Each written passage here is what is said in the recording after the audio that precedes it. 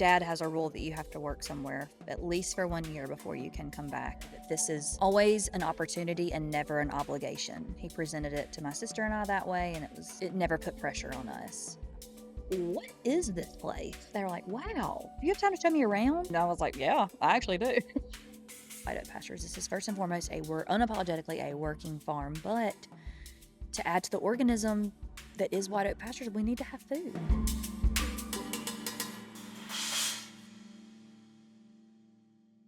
Welcome back to the Marian Flaxman Network Podcast, a podcast dedicated to reintroducing personal narratives into critical public health topics. On today's episode, my conversation with Jodi Harris. Jodi is a fifth-generation farmer, working alongside her sister and father on their family farm, White Oak Pastures. White Oak Pastures has become well known for its work promoting and demonstrating regenerative agriculture, and people began traveling from far and wide to visit the farm. Suddenly, in a rural Georgia community, there was a need for food, lodging, and programming, and Jodi rose to the occasion. Over the years, she has developed a full-service hospitality business that operates within and alongside the farm, giving visitors a beautiful place to stay and delicious food to eat, all while they learn about and enjoy the farm around them. Every step of the way has been a learning experience, and in this conversation, Jodi and I talk about the critical role of hospitality in supporting a growing agriculture business, and the unique ways that her business has grown alongside interest in learning about sustainable and regenerative agriculture. Please enjoy my conversation with Jodi Harris. Well, Jodi, I'm so excited to have you here, and thank you so much for having us here at White Oak Pastures. Thank you for being here. I appreciate it. I can't believe you drove all night long to be here. It was a journey and an adventure, I and bet. we experienced many states Right. It's great. and in Buc-ee's. Right. And you didn't have to stand in line at the airport. So. This is a great week to drive, actually. Yeah. I highly recommend it. Good to know. So I want to start with your background. I'm curious, did you always know that you were going to grow up and work in the family business, on the farm, or did you think perhaps you would go elsewhere? Yeah, I obviously, grew up here. My sister and I are the fifth generation. Our kids are the sixth. So I grew up, I loved to work on the farm as, a child and as I grew. But I think in the back of my mind, I think I'd always knew I would live in Bluffton. I always thought I would live in Bluffton, and maybe marry someone that would work on the farm because at the time there just really wasn't a career opportunity. The way the farm was at that time, it was three minimum wage employees who were all men, and I just never felt like I could do the things that they did, and that would not be the best, thing that for me to do. But I went to college, and as I really understood the changes that Dad had made, um, and Jenny came back, my sister. I thought, okay, maybe I can do that, and so I met my husband. He wasn't my husband then, but I said, "Hey, I like you, but like I'm going home," and I think I was a speech therapy major at the time, and um, he was like, "Well, I mean, yeah, I like that too. I can live in Bluffton, And so, anyways, we continued to date, and I decided to change my major and go the PR route, and I would find something to do. And I still didn't even think it would really be this. I didn't really know that there would be something I could contribute to here, but I wanted to be around it. And so, anyways, here I am. That's awesome. Yeah, I don't know. And so studying PR, Mhm. the next thing I was going to ask is like, how did you end up on the hospitality side? But was that sort of like an extension of the PR, like promoting the business and Yeah. then growing a different side of it? I mean,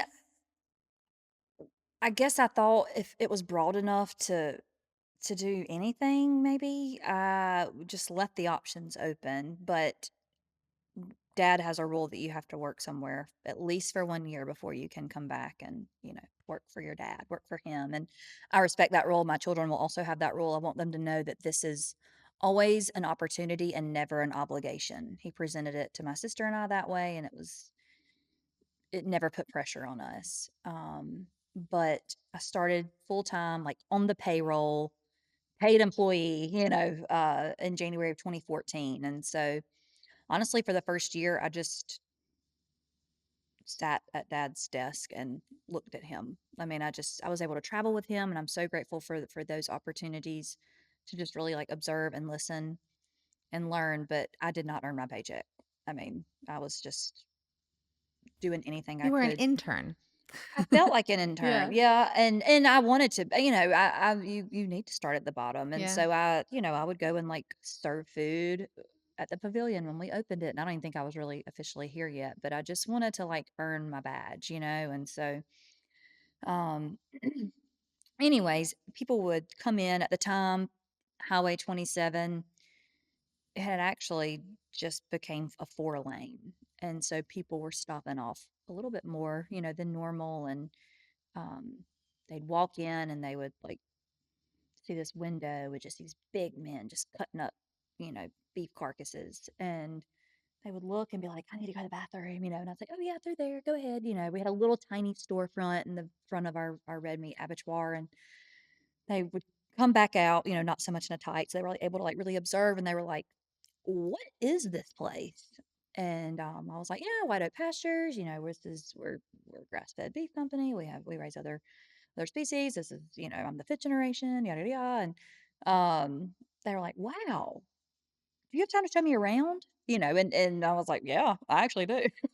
And so I would take them in the kill floor. I mean, back then, like before COVID, you could just, as Right. long as you were clean and you did the right steps that USDA said, you could just go anywhere. And so I'd take them on the kill floor, let them observe it if they wanted to. I didn't make them, that was their decision. And I would, just really do a circle around the plant. And that became the walking tour. And took about an hour. And anyway, so like after doing it for a while, I was like, we should charge for this. And so it was like $10. I think today it's like $15, so it's not much. But anyway, so tours were obviously a lot different then than they are now, but it just happened organically, Yeah. just because people were just purely interested.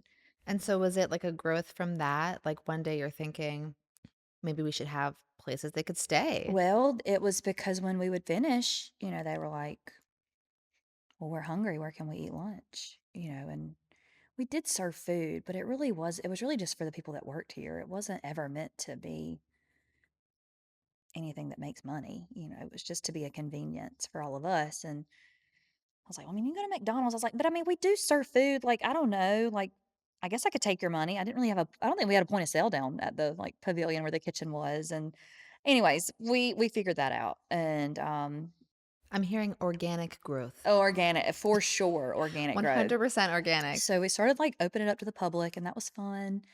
Um, Food service is still it is a struggle today, but I'll talk about that. But anyway, so then they were like, okay, well, we still got to get to Miami, but it's late, so like, where can we stay? And oh, I don't know. There's a Days Inn in Blakely. I mean, Airbnb really wasn't. You can't just like open an app on your phone back then, Right. and so I mean, I guess it was, but who was using? I mean, I didn't have the It app, wasn't like a home, like a thing that Yeah. every single person knew and had Okay. on their phone. Yeah, yeah, yeah. And so anyways, I was like, Days Inn, I don't know. Keep driving south. I don't know what Good to tell you. luck. Yeah. Godspeed. But anyway, so we ended up just putting like little tiny cabins and 32 acres of longleaf pine trees, and of some of a pasture, that we graze, and our garden is out there. And so we thought it'd be a really nice place to people to unplug, and it worked. I mean, people would come and spend the night, which was crazy. And I remember, like, I don't think we could even afford like the technology to like book on the website. So I just took reservations on a notebook paper, and when people would call, and I would be like, okay, now this is Bluffton, Georgia, not Bluffton, South Carolina. Very different Google Bluftons. Maps does give you the South Carolina one first. Let me tell you, people make that mistake all just last weekend. I actually refunded someone because they were like, I thought you were in South Carolina. And it was like the day I was like, it's fine. Just I understand. It's happened. It's happened. Yeah. Um, but I mean, truly that has happened a ton. And Yeah. so, but I was also very insecure because I just knew that like there wasn't much to do here, and um when we would get through the whole like, yes, I want to come. I would say, okay, well, what do you want to do? Like, what do you wanna do? Like, I'll do anything, I'll take you anywhere you wanna go. And they're like, "Yeah, well, I mean, like, "Can I, like, pet some cows?" And I was like, "Oh, I don't know, you're those people." Like, no, like, gosh, they're not our pets. Anyways, now that, like, I have 3 children, I understand, like, the need to be entertained. It annoyed me in my early 20s. Ha ha. And then life just hands you Ha children to ha. teach you everything you didn't think you needed to know. That's right, that's right. So, anyways, I just was like, "You just go. Like, go where you wanna go. I don't care. Like, I don't have to be with you. Like, you just anywhere that's White Oak Pastures land, go for it. Green Gate, our fences look like this, like, go for it." And so dad had to get used to people being, because he drives Right. all around all the Oh, time. wow, yeah. And so, like, he "Who are you?" And not that he was, but it was just, Right. it was weird in the beginning, but he got past it. So now he's like, "You got guests in the pond house, and you got, are they supposed to be fishing out there?" "Yes, sir. They are paying guests. Please, please leave them alone." That's awesome. But anyway, so, yeah, I was a little insecure because I didn't, like, have the activities for so long. One lady just kept pressing, and I was like, "You know what? I got horses. Like, I'll take you for a horseback ride." And, she was like, "Okay, great, perfect." And I was like, "Go to my parents' house," because, like, at the time, I didn't have a barn in Bluffton, so it was like, "Go to mom and daddy's house. There's a red barn. You'll see me." And, she did, and, again, young adult, like, safety, "Ha ha. Right. What is safety?" Yeah, I who's didn't thinking about you know? that? So I, like, let her wear her 2-year-old, like, on this horse, and the horse I trusted.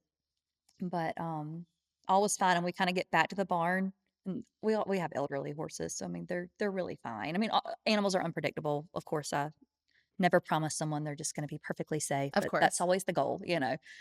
This horse just started rolling, like, on the ground, and I was like, "Oh my gosh." But they were fine, but I was like, "This baby could have gotten smushed. I cannot believe that that just happened to me," and anyways, it was a whole thing, but, it occurred to me that I had never made anybody sign anything. No waiver, never told our insurance, like, Oop. yeah, I was like anyway, so dad was like, I think one day he was finally like, "Are you getting signatures from people?" Mm-mm. You're like, "Starting tomorrow." Absolutely. Google equine waiver for Georgia, you know? Yes. Anyway, so But, we this is such an inspiring story in a lot of ways because I think a lot of people are afraid to start anything because they're like, "Well, I don't really know how to get started."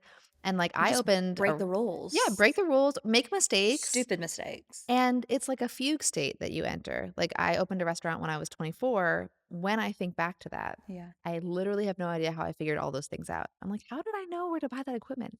How did I know how to operate it? How did I know where to get all the insurance? I'm not actually sure. But at the time, it made complete sense. right. And in the moment, you're just like, of course, I'll take you for a horseback ride. Yeah, Of course, I'll do this. Yeah, yeah, I'm in my 20s. I'm invincible. I yeah, know everything. right. This is going to work I out. have time. All I Right. have is time. Exactly. I have a husband, but he's fine. Right, I don't he's cook fine. anyways, like, Yeah, he's not waiting on me. he supports me doing this. That's He right. wants me to take you out horseback riding. Amen. Yeah. Amen. So I feel like it is good for people to remember, and even I would say for me to remember because then I feel like in your 30s, you get, wiser, and Yeah. a little bit more hesitant. Cautious. It's good to be reminded, like, you can just start something. You can start where you Right. are. Right. Yeah, so we did. I mean, I'm not saying I did it in the brightest way, but, it happened, and I'm glad it did. Um, I'm kinda probably jumping the gun, but we're passionate about, like, Bluffton, this little town, Yeah. and it's not that, like, daddy woke up one day during the time that he transitioned our farm and said, "Oh, yeah, I wanna bring back the town of Bluffton." It happened because of the food system that he's created here, Right. and, so he had the opportunity to buy, like, the whole city block that the store is on, and there's there's a barn on it, but it was an old mule barn back then, and I really didn't even notice it, like, when we bought the lot. It was just so covered up, just by all the brush and all the things, and so, anyways, once we, got the store up and going and, kinda let cash build back up a couple of years, we were able to renovate that barn, and it has just been the best thing. Uh, Even though not everybody that comes here wants to ride a horse, it's still just somewhere else to go, Yeah. and you I like watching the horses get dressed. I don't actually want to ride it because I'm a little bit scared of horses. Not Sure. like I respect them, Sure. but I'm a little bit afraid of me on them. Yeah, But I love to watch them get their little coats that's and right. the little saddles. That's right. They're so beautiful. Yeah, So even if you're not looking to ride it, you can just admire it, and it's right in the center of that's right. everything. And we get a lot of elderly people stopping in, and so I think they enjoy observing. They Mhm. do. Yeah. And are able to do like little pony rides. Like tomorrow kicks off spring break, so everybody from Atlanta who is going to the Gulf will stop at White Oak Pastures because they will have to pee. Yeah. I have 2 bathrooms, so good luck. They will wait in line for a There will while. be lines There'll be and lines. pony rides. But, while they're waiting on their burger, which is gonna take longer than 2 minutes, probably longer than 10 minutes if I had to guess, depending on the crowd, they can do a pony ride, like, get Right. rid of your kids for a minute, Right. and, so it's just nice that they're there and they're close, and Yeah. it just adds some charm. Yeah. So, I mean, obviously, there's so much good that's happening here, right? Like, there's regenerative agriculture, there's land being healed, there's animals living their best lives, right? Living as they were designed to live, as they enjoy living. There's people thriving, there's a community, flourishing. But I am going to pivot a little bit to piggyback off your last comment about like suddenly you're going to have this influx and like there will be lines, the burgers will take longer. There are, of course, challenges that are inherent to running a hospitality business on a farm, in a remote area, I mean, most businesses are seasonal, but I feel like maybe even more so when you're somewhere where people are driving past you sometimes of the year a lot and Yeah. other times less so.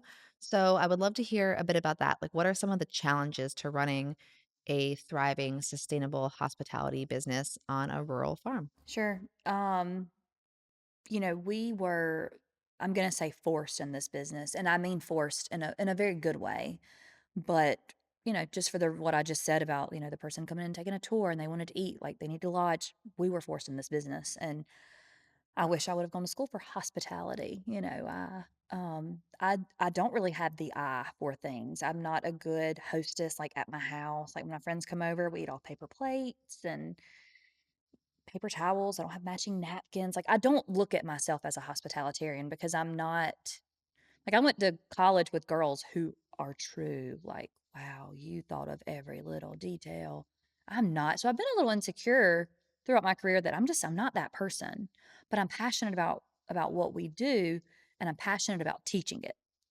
And I'm gonna try to make you as comfortable as possible while you're here. That's the goal. You may not everything may match and, but, anyway, so challenges are, very similar to what you would find in any hospitality industry, the seasonality of it, but we don't shut down because farming doesn't shut down. And so I want to be here for the 160 people that are going to clock in every day to contribute to this mission. I want there to be hot food to be served and the store to be open, and it may just be us for a couple of months in the winter, and the summer is very, very hot. So we obviously get a lot of like drive through traffic. They're not necessarily spending the night here. So it's just different. It's different. Like every quarter is different of the year. And I really enjoy that part of it. It doesn't get old, and sometimes we can kind of, in certain areas. But it is a good mix. Yeah. I always enjoyed that about hospitality, actually, like the dynamic changes because I'm not the kind of person who wants to do like the exact same thing the same way every single day.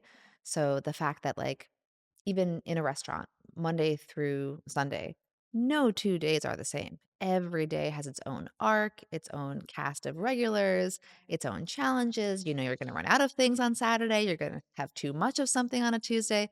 Whatever the case, like every single day is different. So there is something actually very fun and interesting about that. It kind of keeps you engaged.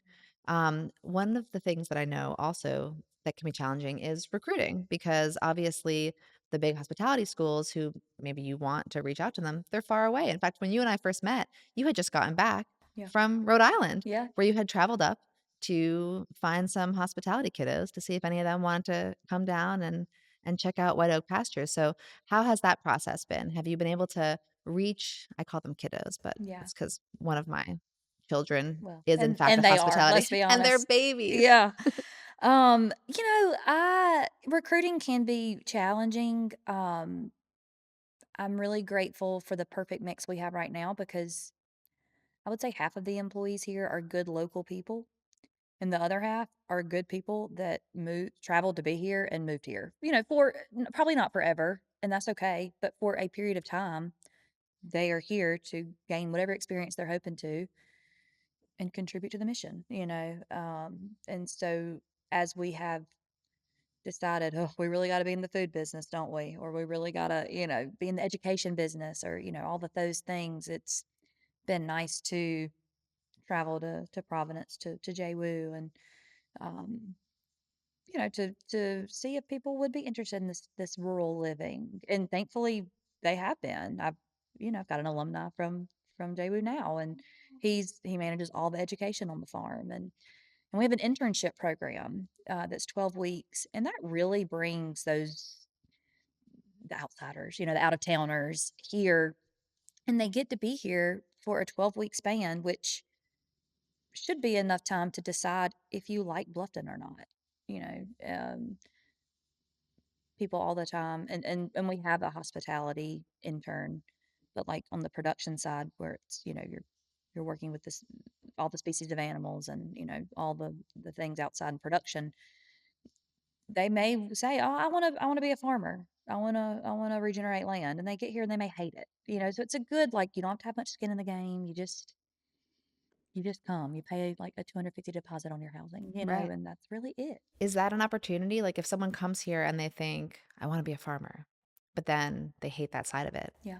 have they ever pivoted? Have Yeah. they ever seen, like, "Oh, actually, I like the hospitality or the food side of it?" Actually, one guy who works with us now, we actually like had to create a position because I mentioned earlier how like there wasn't anything to really do here, but now we have clay shooting, we have paintball, we have, the horseback riding, we have truck tours, we have trailer tours and walking tours. And so he is truly like the coordinator for the guest. Like, he sees you're coming into a cabin, he's like, "What do you want to do while you're here?" He's that person. And he was actually originally signed up to be um a production intern, so like to work with the animals.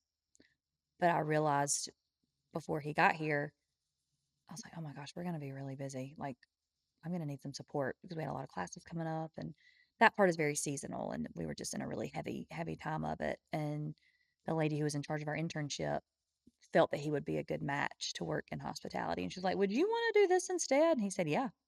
And I couldn't believe it. I totally expected him to say no, because I Yeah. don't, when you have your heart set on something, we were gonna, obviously it was his choice, but and now, like, we were able to hire him full time to do That's so that. And awesome. so anyways, we've been very blessed Yeah, that's so that it's amazing. happened organically like that. Right.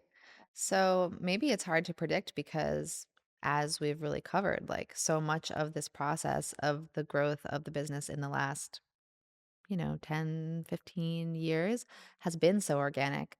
Um, but what do you see as coming next? Like, what are you looking forward to? Do you have any special workshops coming up that you're excited Yeah. about or any projects planned for the next like 5 years? Yeah, we do.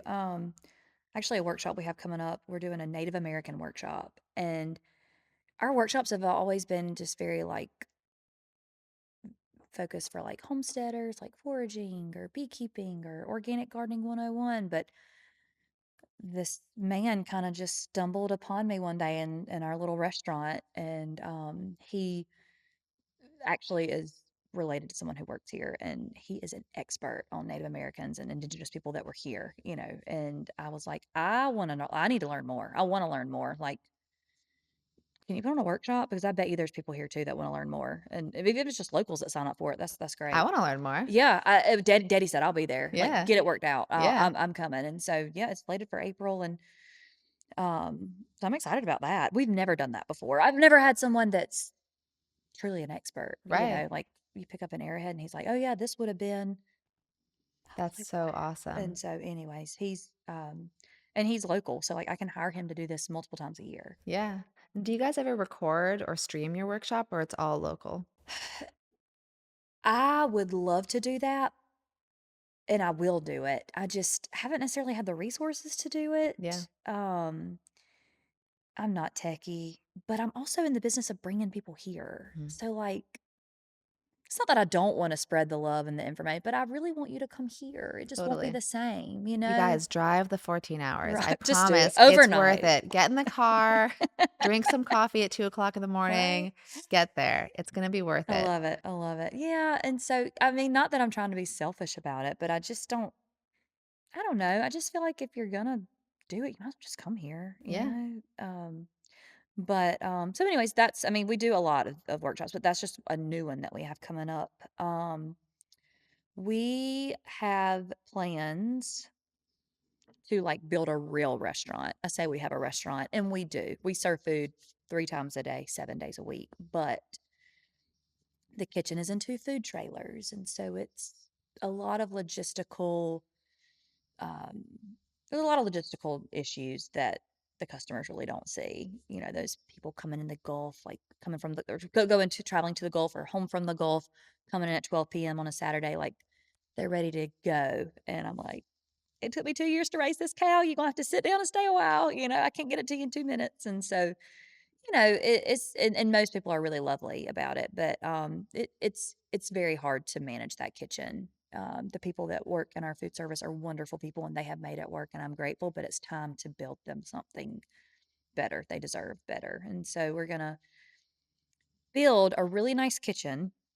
I'm gonna get my kitchen, and the seating just may have to come, I mean, we already have a little dining area, so you can walk across the road. I don't know, we're still trying to, like, feel that out, but I do feel the project will start this year, Awesome. God willing.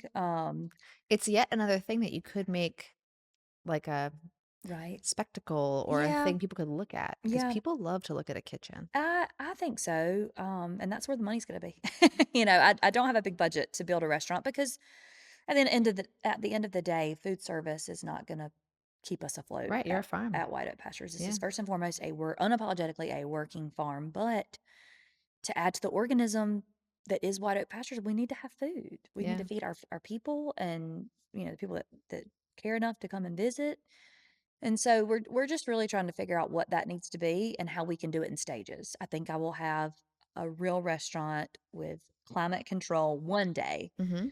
It may not come first, it may Yeah. just get the kitchen and then do a little pavilion with picnic tables and close it in a couple of years, depending on cash and, see how it goes. So the restaurant is my passion project. I just understand that I can't build it for that volume that I get 10 weeks out of the year. 100%. So, And I think honestly, like, and this could be a 10-hour long or possibly a semester long conversation, right. but there's a lot that the business world could learn from nature in terms of sustainable, healthy growth Yeah, and not just growing out of control when it's not sustainable. that's right. So I think modeling that not only on the farming side, Yeah, but on the business development side is very synergistic yeah, and perfect. yeah.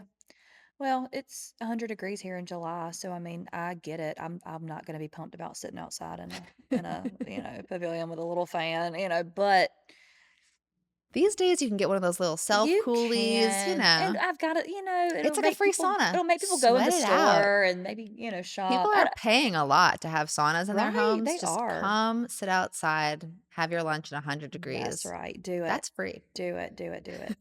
So I don't have the answers today, but we are in really serious conversation about it. That's And awesome. so That's so exciting. yeah, it is. I am excited. We have a dad founded a nonprofit in it's like the fall of 2021, and it's called CFAR, which stands for Center for Agricultural Resilience, and it's truly the educational arm off the farm, although we still have our little workshop. So anyways, it's all the same, but CFAR has certain workshops that they host, and CFAR has been awarded a grant to build a learning center. Amazing. So where we're at now is where all the classes happen, but for them to build that will be a whole nother level just to have to shut down this building and so anyways, it's going to be nice. I don't know when that will happen. I hope later this year maybe, but that is exciting. Awesome. Well, I'm super grateful that you took the time to speak with me, and I can't wait to follow all of these developing projects and to come visit again and again.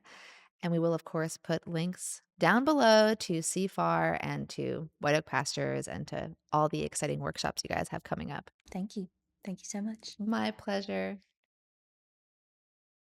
Thank you once again for listening to the Marian Flaxman Network Podcast, a podcast dedicated to reintroducing personal narratives into critical public health topics. For more information on me, Marian, please visit my website at marianflaxman.com. For more information on my guest, Jodi Harris, and her farm, White Oak Pastures, please find the links in the show notes. This episode was produced by Brain Trust Productions and sponsored by Inform Solutions Consulting. Once again, this podcast is not affiliated with my work at Cornell University. Thank you so much for listening, and I will see you next time.